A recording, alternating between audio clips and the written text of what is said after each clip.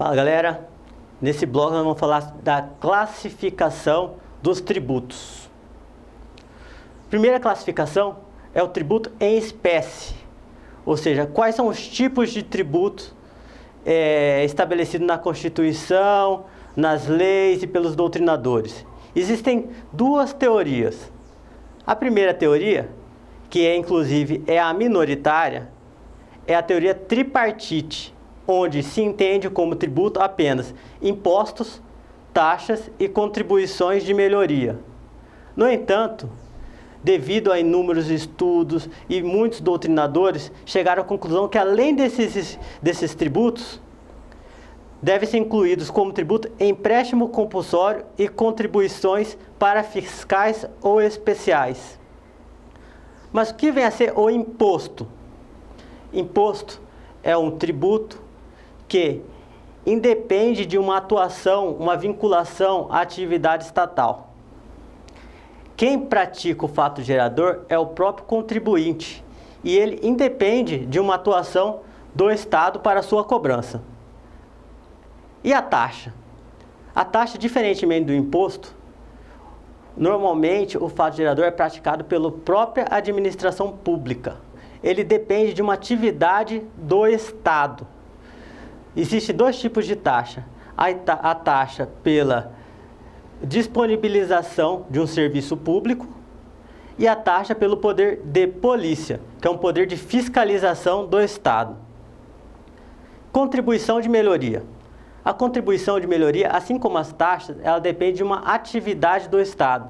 E quando ela é cobrada? A contribuição de melhoria ela é cobrada quando o ente público realiza uma obra de grande vultuosidade que valoriza um imóvel que o contribuinte seja proprietário.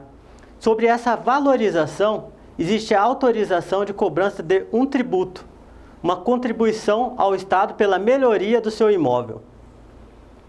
Empréstimo compulsório já é um tributo que muitos falam que não é considerado tributo em razão de não ser considerado uma receita, pelo fato de ser necessário a devolução para o contribuinte em um determinado prazo.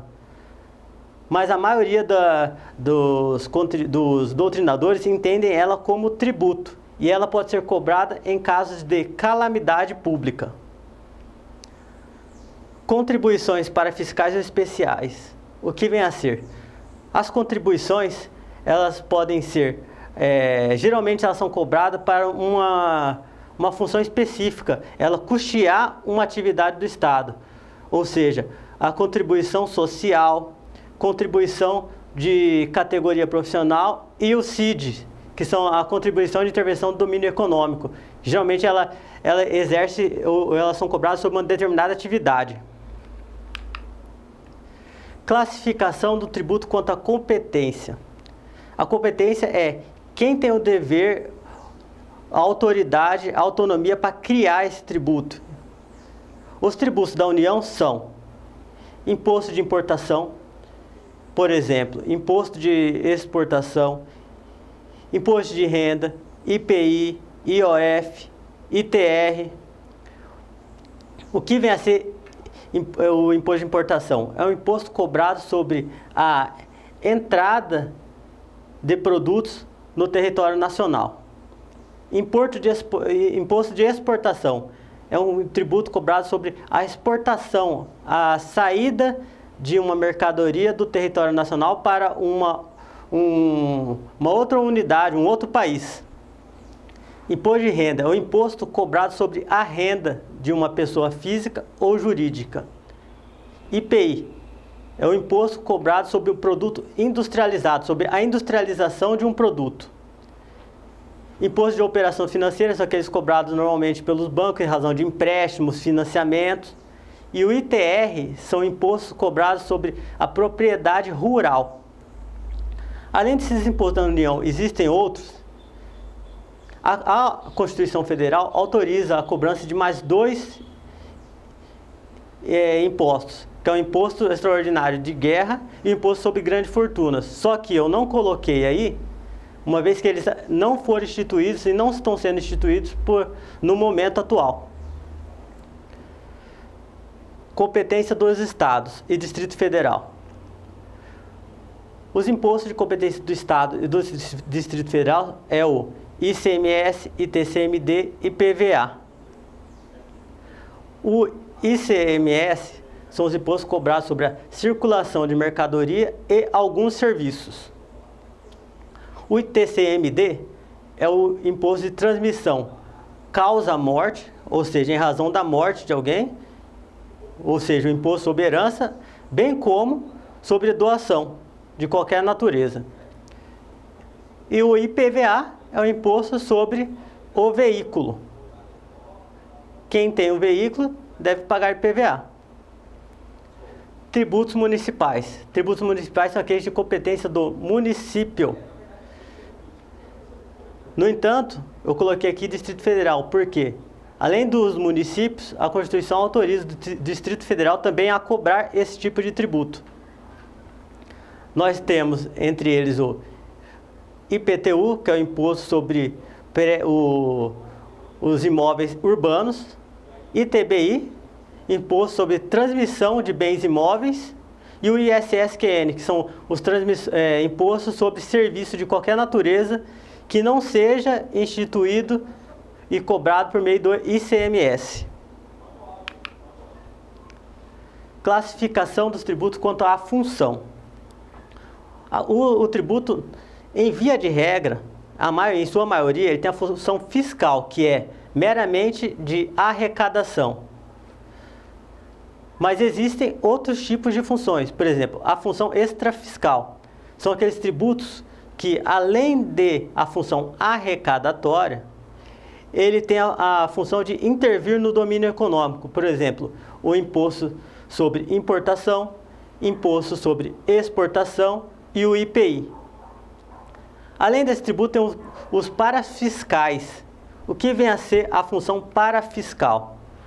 São tributos cobrados para custear uma atividade específica, INSS, contribuição de categoria profissional e por aí vai.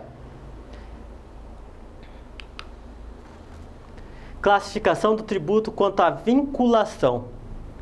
Os tributos eles podem ser vinculados a uma atividade do Estado ou não.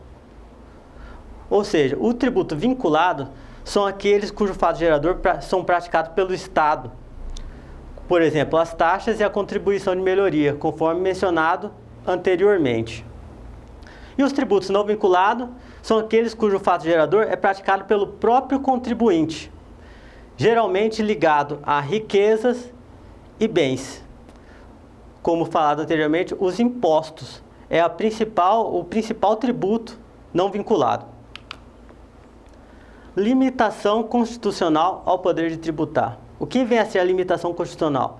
São garantias criadas pela Constituição para limitar a atuação, criação e cobrança do tributo pelos administradores públicos. Primeiro princípio e limitação instituído pela Constituição é o da legalidade, ou seja, um tributo pode ser cobrado ou majorado somente mediante lei. Não pode um prefeito ou um governador do nada querer cobrar um tributo, inventar um tributo que não esteja na Constituição e sem uma legislação que o autorize. Isonomia. Os contribuintes que estão em uma mesma situação, eles devem ser tratados de forma igual e não de forma distinta. Irretroatividade. O que vai ser irretroatividade? Quando institui um tributo ou quando se majora esse tributo, ele só terá validade daqui para frente, não podendo atingir fatos geradores ocorridos lá atrás, no passado. Princípio da anterioridade. O que vai ser anterioridade? Como forma de proteger a população, a Constituição estabeleceu o princípio da anterioridade, que existe a anterioridade anual e a nonagesimal, ou seja, para cobrar ou majorar o tributo, ele tem que ter, normalmente, ou ser cobrado no ano seguinte, ou pelo menos 90 dias após a sua cobrança,